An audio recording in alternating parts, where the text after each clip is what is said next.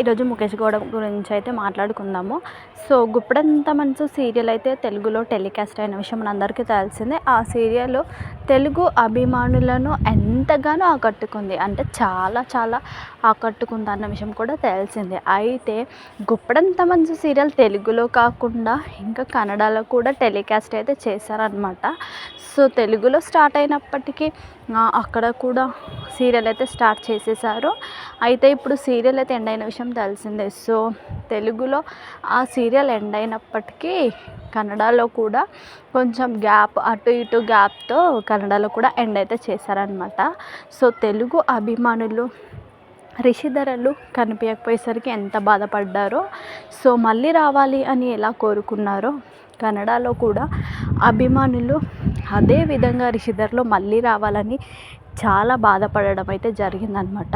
So వాళ్ళిద్దరు memories అయితే ఇప్పటికీ కూడా తెలుగు ప్రేక్షకులు కానీ కన్నడ ప్రేక్షకులు కానీ మెమోరైజ్ చేసుకుంటూనే ఉంటున్నారు. సో వాళ్ళకి సంబంధించిన ఫొటోస్ కానీ వీడియోస్ కానీ తీసుకొని స్పెషల్గా ఎడిట్ చేయడము, సోషల్ మీడియాలో షేర్ చేసుకొని చాలా అంటే చాలా హ్యాపీగా ఫీల్ అవుతుంటారనమాట.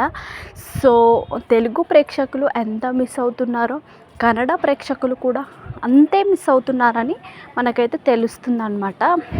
ఇలా అన్నమాట.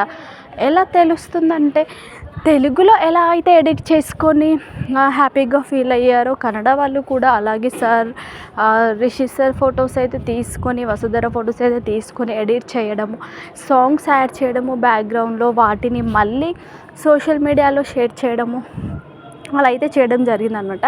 సో దీన్ని బట్టి మనకి వాళ్ళు ఎంత మిస్ అవుతున్నారో వాళ్ళని అయితే అర్థం అవుతుంది. సో ఈ వీడియో మీకు నచ్చితే లైక్ చేయండి, షేర్ చేయండి. ఇలాంటి లేటెస్ట్ అప్డేట్స్ కోసం నా ఛానల్ని సబ్స్క్రైబ్ చేసుకుని బెల్ ఐకాన్ని క్లిక్ చేయండి.